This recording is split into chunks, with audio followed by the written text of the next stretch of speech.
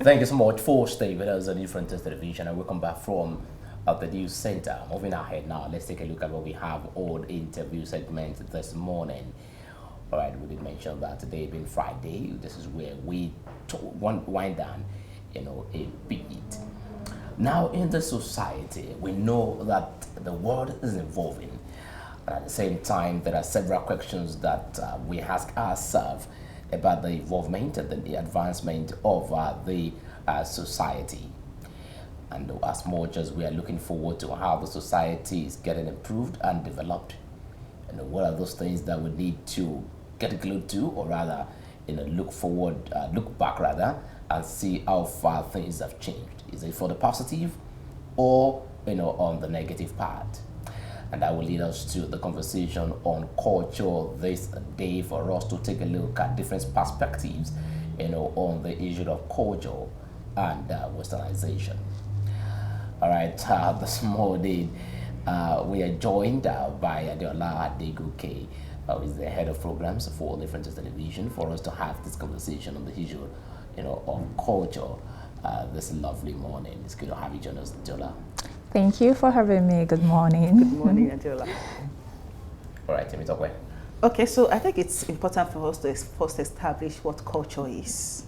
So before we dig deep into the whole conversation and to other issues that surround it. So I think we believe that culture is a way of life, our idea, behavior, what we believe in, and all other things like that. So, but over the years, it seems that a whole has evolved around culture, and that is why we are having this conversation, because looking at a lot of things trending of late, you'll be asking yourself that, have we really forgotten about our culture, our upbringing, what we know our forefathers, our parents to be doing, or the way they do things? So this is a conversation we want to have this morning. Well, I think for me, I see culture as our idea as human, our behavior, our societal behavior, the way we see life. That is what I see culture to be. So, well, I mean, that's nicely put. Culture is, in simple terms, the way of life.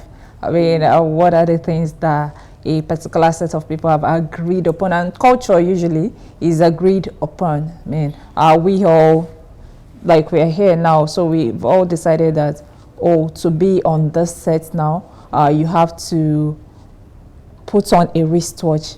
And so it becomes a culture. So the funny thing is, 20 years to this time, there might be a situation where nobody will be allowed on set without a wristwatch. So it has become like a culture, something you do day in, day out. And then as well, sometimes people don't even understand why they are doing it. And that's why in our respective cultures, I mean, now let's go traditionally now, in different communities, you would ask people, okay, why is it that in your community, women don't come out as nice?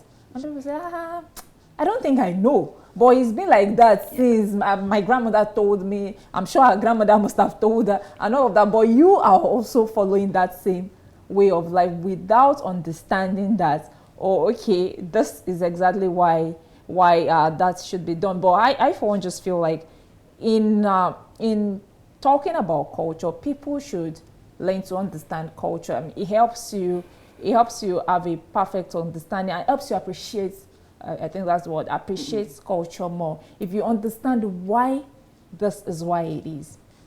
Well, and I think it's also important for us to appreciate, let me use your word now, culture dynamism, because if we are stick to a particular, just like the example you mentioned, it might be peculiar to a particular tribe or ethnic, and when we appreciate it, it makes us to be conscious of customs. It makes us to be conscious of how things work in a particular community. And while we are doing all of this, it's also important for us to reiterate the fact that culture should not be something that should take the best part of us, like we holding on to it like every other things depend on it, because the world is evolving and there is a need for us to also move with it. Now, it will lead us to this issue of maiden name, particularly for married people And for married people or people that are intending to get married, oftentimes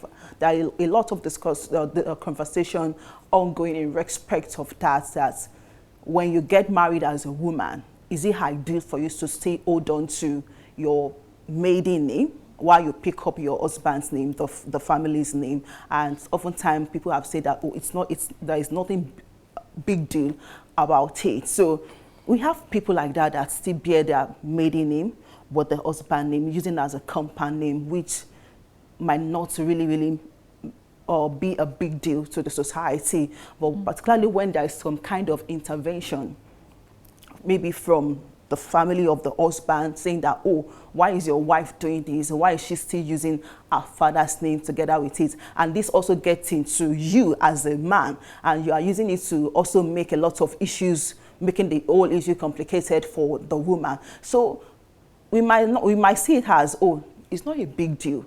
If she wants to pick it up, fine. And if she does not want, I think I watched a video of an engagement ceremony where the bride was asked to do like this and throw back to the father that, oh, I'm not bearing your name again, I'm picking up my husband's name. So, like I said, culture is evolving, and we must not make it look like, oh, every other thing has to solely depend on it, and it makes the world unbearable for some quarter, or let me say, for a particular gender, because we are trying to embrace culture. We are trying to say that, oh, this is how we do it in our family, this is how my community does it, and all of that. So the name thing has been like a major issue in many Nigerian homes, or let's say African homes now, that, oh, I still want to bear my father's name. Oh, I can't just drop it like that because this name resonates with me, it means a lot to me, and I still want to pick it up. So what's your view on that? Well, I feel like the issue of compound name started with westernization. I don't think back in the days people were particular about joining a lot of names. I mean, you had just one name, and then you go through life with that name. So, okay, because again, I'm trying to. Sometimes the modernization has blurred the lines of culture. So you're actually not sure if this is the right thing to do or not, which is what I'm trying to think about now. That, okay, like is it culturally acceptable to really use a compound name to not drop your father's name and then add your husband's name? I don't think it's our culture. I don't think it's our culture, and I might be wrong because again, culture is dynamic, and you can only say what you see. So I can't really talk of the Nukwe culture now, the Bibio culture. What if traditionally it's been like that? But let's come to the Yoruba culture. I don't think I don't think I've heard our grandmothers say that, oh, I am this and that. So using the two names. They just pick their husband's name, since the old marriage naming thing comes up. But now, because of westernization, and then people, sometimes for sentimental reasons, I mean, people want to hold on to their family name. And it really doesn't have anything to do with culture. A name is important if that name is valuable. That's just that's the basic truth about it. While some might feel like, oh, I mean, there are people who are more accomplished that they dropped their father's name and picked up their husband's name, but it actually depends on individual perspective. So I really don't think it's a cultural thing. I think it's more of a perspective thing. And so it's individualism, really, not really about culture. And we've heard a story, I can't remember the woman now, of a woman whose husband picked up her own name. Not in Nigeria. No, a Yoruba woman. A Yoruba woman. I mean, she had gotten married to a man, and then the man picked up her name. She's a popular woman. I can't really remember. Maybe before the end of the show, I'll make proper reference to it. And the husband picked up her name. People will also want to wonder, why did he pick up a wife's name? Because that is unusual. It was why you said it's not in Nigeria, because it is totally unusual. But really, naming and all of that seems to be more of an individual thing than a cultural thing. Yeah, I think we would have to go back to the very beginning where you did mention that the issue of culture has to do with what's been agreed, together. And we need to first understand the fact that the issue of culture is what binds us together and begins at the point, begins to define who we are. Yeah. Anyway, and after that, it does not stand, or rather, stays on that. It evolves, gradually, depending on the situation that we find ourselves. Now, right now, we have the issue of westernization, development, exposure, to other culture. Now, we need to also establish the fact that, culture differs based on location, based on race. And because the world has become a global village, now culture is no more, let me say, it's no more geographical. Because yes, I can be, a Yoruba man, and when I leave the geographical location or where there are popularly Yoruba dominance, and I go to a place where some other tribes are domiciled, just like the word the other just says that when you get to Rome, You behave like Romans. you behave like Romans, and that's the issue of the culture. Now back to the issue of dropping of compound name or picking compound name. I so much agree with Adeola, who mentioned that individualism, or rather for sentiment reasons, we've seen individuals who even feel that I'm not going to even bear my father's name. Yeah. Not to talk about the part picking up any name. other person's name. You just want to go with your own name, and you start a lineage from there. Over the weekend, I was discussing with my father. They had a family meeting, and okay, we've heard that story before. My own grandfather picking up his own name, using his own name, as a surname, and he kept mentioning, the family name. Okay, your grandfather had two other siblings, and they all had different names. Okay. I understand, but because yes, we understand where the story was coming from, it was easy, and that's how it was done then. People can just wake up one morning and feel that, okay, I don't want to bear Oladipo. Okay, I am Oladipo because my dad gave me Oladipo, or rather I'm Oyedokun. My dad gave me Oyedokun, right? But I don't want my children to be Oyedokun. I just want my children to be Oluwasegun. And my children begins to bear Oluwasegun, and they will grow up to know the name to be Oluwasegun. Yeah. That's it. So it's about individualism when it comes to name. Now, the most recent, there were. Okay, I want to give an instance of what really happened in recent time, where we had, the marriage of Otedola's daughter and Ajibade, Mr. Hiza, and that generated a lot of concerns on social media, where people were clamoring that, okay, why would, for heaven's sake, drop, Otedola, and pick up Ajibade. And it still boils back to the fact that individualism, we've seen, someone in this Oyo State who for a long time has never even used, our father's name, the compound name. And at the point where the political career seems to be blinking, and feels that, okay, I need a backup, and decided, okay, yes, there's a name that resonates with people, and decided to pick up, after a very long time, decided to pick up his family name, and it became a compound name. So the issue of name and compound name, I think, the society does not really have a say over that, actually. I think it's just a person, my own view anyways, and it's time to be corrected.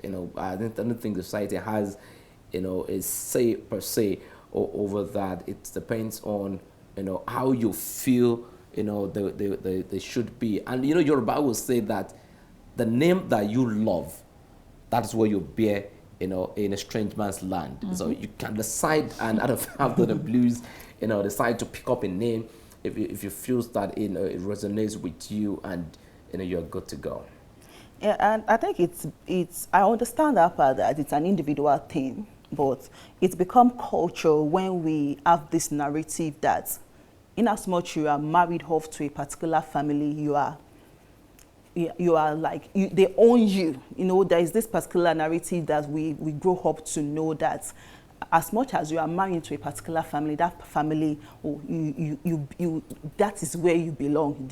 They own you. So, but if at all a woman is going to pick up a compound name, I think they should have had the conversation even before the whole marriage thing started. So I think that settles it. So if she wants it, or if they both agreed that, okay, you can pick up your family name, it's not going to be an issue. So, well, just like you said, it's an individual thing, and conversation is very, very key in ensuring that this doesn't escalate to something that is going to lead to some family feud and whole. All right, now issue of culture is quite wide, and we can go on and on to talk about this side or different side to culture. And yes, when we talking about culture, it is a way of life. I think we established that it's a way of life. So it looks like for every aspect of our lives, that is where we have the issue of culture. Now let's pick another angle to this issue of culture, which, yes, I might say, culture dynamism. Let's talk about the issue of respect, in our culture. And you will agree with me, not in entirety, but yes, to the extent that the issue of culture is already gradually eroding, in our society. But yes, if we don't want to look at it from that perspective, this is my perspective anyways. Okay, I can see it. Quite curious about that. But the truth is, the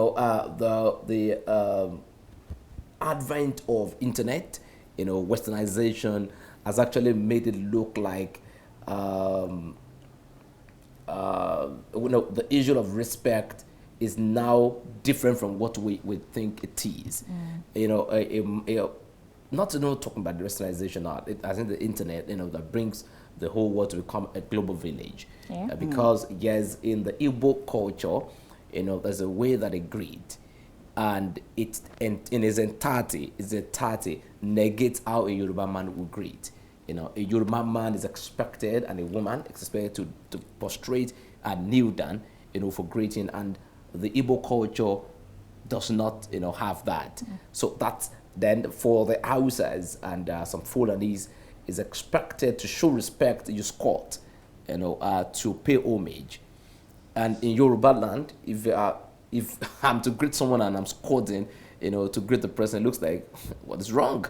So sometimes, the issue of culture, seems to be very quite sensitive, when we want to talk about, this thing. But yes, I think for context, we just have to pick one tribe and talk about, how the culture, is. Because when it comes to talk about issue of, respect, I don't think we can generalize that because, it differs from each other.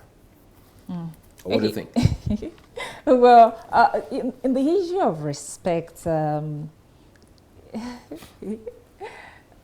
with times and seasons, things have changed. And while things have changed, I also, which is a lot of concerns that the older generation has, the fact that we are losing our values. And values are tied mostly to culture. And one of the values that seems to have been lost is that of respect, most especially in the Yoruba settings. Now, really, at least from the little I know about the Igbo culture, well, they're not really keen on respect like that. But while they might, in fact, the elderly people would be the first to ask for an handshake from you as a child, and that's because they're keen on respect, but how they show the respect is different from us. And that was where I'm coming to. But now they have languages that suggest respect. And that's why Mazi, like there's some words that suggest respect, but you don't see a child falling flat for a parents or kneeling down like the Yorubas, and that's their culture. So these days now, if a Gen Z is walking up to his grandfather in the village and saying, "Paul pie," I don't even think an Igbo man will think deep about it. One of those things, because really it is not even part of the kneeling, prostrating is not even a big deal to them in the first place. But imagine a young chap going to a 90-year-old is even so far, to a 70-year-old Yoruba man, and then say, "Oh, a pop, what's up?" or "Pop, hi." The first question is, and then usually in Yoruba land, when stuff like that happen, they are sending you back to your mother. But the bad child belongs to the mother. It belongs to the mother, really. So it becomes important, and then they now begin to question, especially if it's a child that is not tied to them personally. They want to know your family. They want to know who raised you to be this disrespectful. Which is why these days, honestly, internet has blurred the line of respect. Yeah. You come online and see a child talk to an elderly person anyhow, and then there's a nudge in your spirit like, don't you know that this person is older than you? But that child really does not care, because it is no longer a thing. In our generation, it is no longer a thing, and honestly, as bad as it might look, we cannot even shy away from it, because the kids that we are raising, we are raising them to suit our own purpose. I mean, I've seen parents of our generation who doesn't care if their child does not greet them in the morning. Yeah. But growing up, is it possible that you get up from bed and then your parents are the first set of people that you will seek them out? Go to their rooms. If peradventure you wake up before them, you go to their rooms and go and prostrate, go and kneel down and let them know that you have woken up. Yes, but these days, I mean, children will just move on, and then when you try to caution, come back here, hey, leave him alone, leave her alone. So people just move on and that is why, and that is also why they are being affected in a lot of ways. Now you see children who, okay, now using children from them might be derogatory because some of them are even adults now. They are unable to get a job, and then they just feel like life, you can go through life stepping on so many toes without repercussion. So why does he want me to call him Mr.? Why does he want me to say sir? Why does he want me to do this? Why is he sending me on errands? And it's not possible. You cannot, as a child, you cannot only serve your parents. In the community I grew up in, you are everybody's child. As far as that community is concerned, at least in your household, though, it doesn't matter. If you have run errands for your mom in the morning, and then a neighbor still wants to say, you will go with joy. But these days, even you cannot even send anybody's child on errand, because the mother is already asking you, why are you sending my child out? And the child will even blankly refuse, you are not my mother, you can't. And then you can't even discipline a child for a mother. Because when you end up disciplining the child, you're the one who will be at fault. So as much as culture is key, again, we cannot shy away from the fact that all of these things are eroding. And maybe it is now a bad thing that should call for concern. It's debatable, really. It is eroding, and particularly if you look at the way the Gen Z mother are even raising these children, you come to ask yourself, were you raised that way? Because some of them are not even raised that way. They were raised in a proper way. And this explains why the level of moral decadence in the society keeps rising every day. Because one thing about respect is when you respect an elderly person in your community or in the society, even if at all you are towing a wrong path, they will quickly call you back. Even when perhaps you have parents that are not always available, and they thought that, oh, maybe anytime you pass in the street, you greet this elderly person, and the person noticed something about you, it will quickly correct you. And if God says that you are going to yield to that correction, your life becomes better. But nowadays, what do we see? We see a child that will just walk past an elderly person without any form of salutation or greetings, and that person who trained you. You lack home training, and such words will be dished out to such children. So if we really, really want to talk about this issue of respect, I think we should go back to home. And let's see how parents are raising their children. It's fine. I'm not familiar with another tribe. Well, just like you mentioned, the Igbo.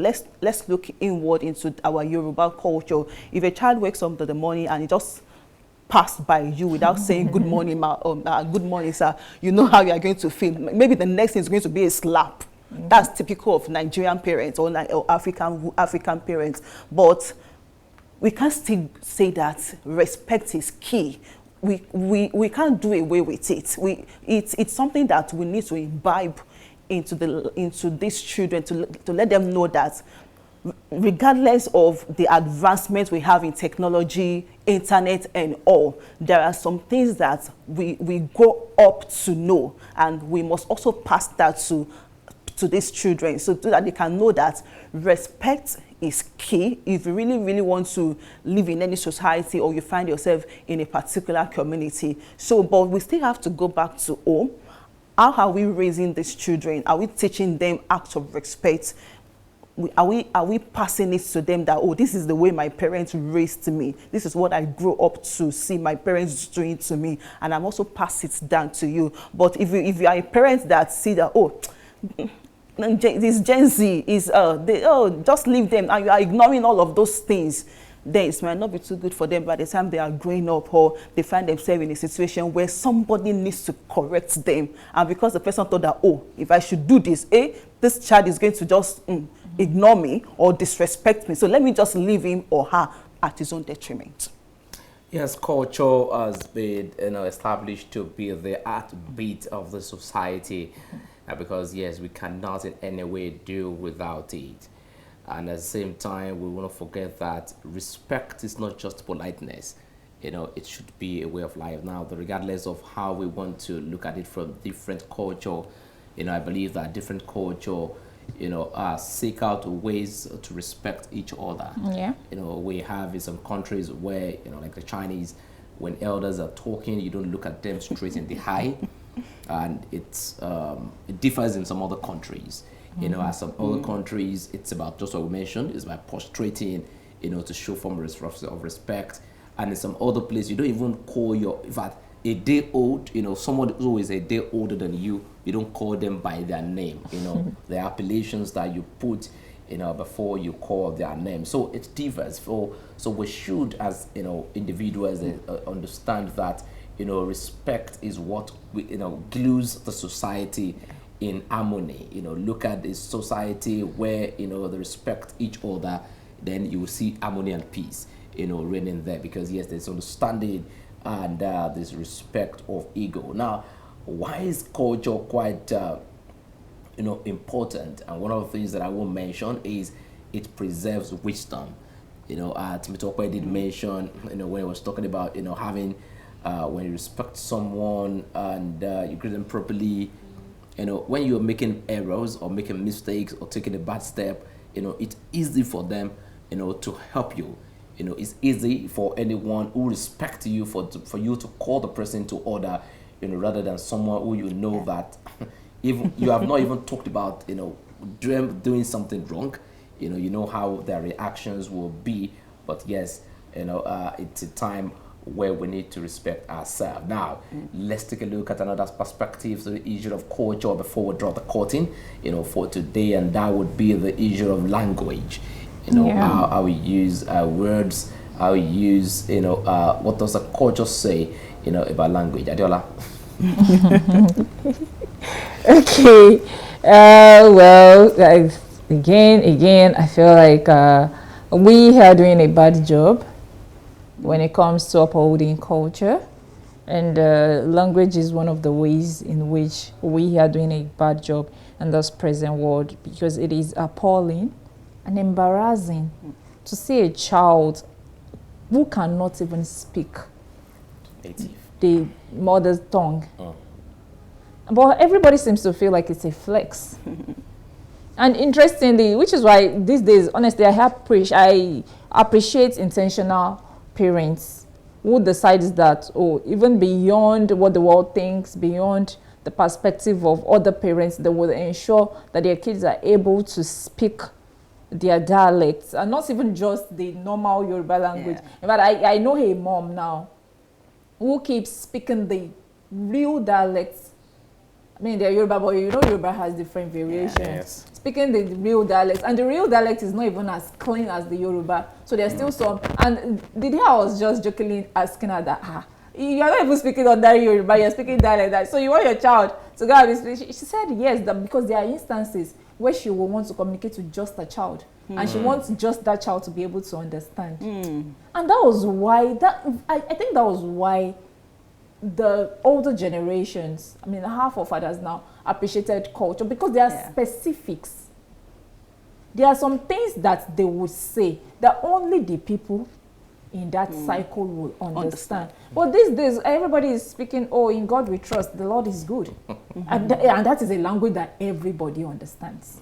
I think, sorry to call to you, but the issue of language now, you are taking us there anyways. When you mentioned the way our fathers talk to us and in a way to disseminate information that no other person understand. Now I just realized now that even when you use the dialect where every other person even understand, our fathers and our forefathers then devise other means of communicating with you, non-verbal communication, which are still languages. And you decode. And yes, you will practically understand. Their eyes speaks, their hand speaks, their body movement speaks. Everything about them, can send a signal, to a child. Try winking at a child now. They will ask you a question, what's wrong with the eyes? Oh, do you have something in your eyes? That's the truth. And, that's what, we need to begin to.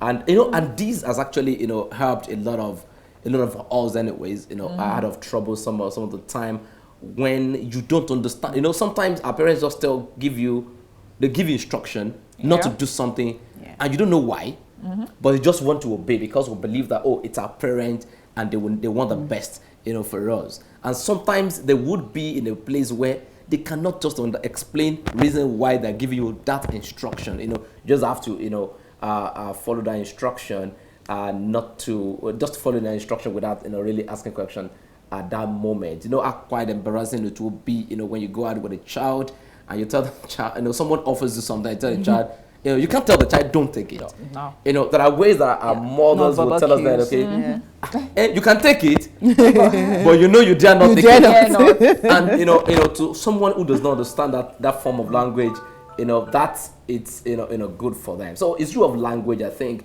is something that we need to revisit, in the society. If we really want this culture thing, to do work for us. Yeah, culture is our heritage, and we must do everything to preserve it. But it's quite unfortunate that we are losing touch on culture these days, looking at everything going on in the society today because of civilization, advancement in technology and all. Language is an heritage, and we must not lose touch on it, particularly how it's preserve our culture. You don't want your child to speak your mother's tongue. You don't want him to speak or her to speak vernacular even when they get home. When all their period in schools is speaking English, at least when they get back home, try and communicate with them in your own language so that they can understand. So we have to do everything we can to ensure that we preserve this heritage. And I think we need to give kudos to, we have some parents who now live, now they've relocated out of the country, and when you still communicate with them and their children, who left quite very young, and they spent a couple of years there, and their Yoruba is still strong. Yeah. And, their mother's tongue, regardless, it might be Igbo and stuff. So, I have a friend who, they're Igbos and they still speak Igbo, even in the United States. Yes. Yeah. And I think that we need to give kudos to those kind of parents because, as much as, now, recently the federal government has introduced, Chinese into our curriculum, which is quite optional. Yes, we have French now. So we have, French as international studies. We have Chinese now. With Arabic. Why? And Arabic, yeah. Why do a child who does not even understand the mother tongue want to go learn Chinese, want to go learn, French, want to go learn Arabic, and the only language that you understand is just English language? Yeah. And I think that is not good enough. Gone are those days where we have, the likes of, in the Baptist food, we have the late Reverend Fadeju, who understands Nigerian languages, numerous Nigerian languages, not even foreign this time, Nigerian languages. There's gone are those days when we have individuals who can speak Yoruba, can speak Hausa, who can speak Ibibio, who can speak Fufude, right? Yes, that, So all that goes on at those days when we have, individuals who can speak those languages. Because yes, the education system also contributed, to that. When we call, our mother's tongue vernacular, they don't want us to speak in school. Yeah, it's vernacular, and they even get punished if you speak it in school. You get punished, for speaking that, and sometimes, children believe that it's not good enough, and it makes you, local. It makes you unacceptable, when you speak those languages. But here's the thing: it's a call this morning that our culture needs to be preserved. And the one we need to understand is our culture is our way of life. Now, the culture does not even give any of us, choice. It's a way of life that we need to abide with and ensure that we also nurture, as much as we are one generation, passing, on to another generation. The question is, what am I passing to the next generation? What are you also, passing to the next generation?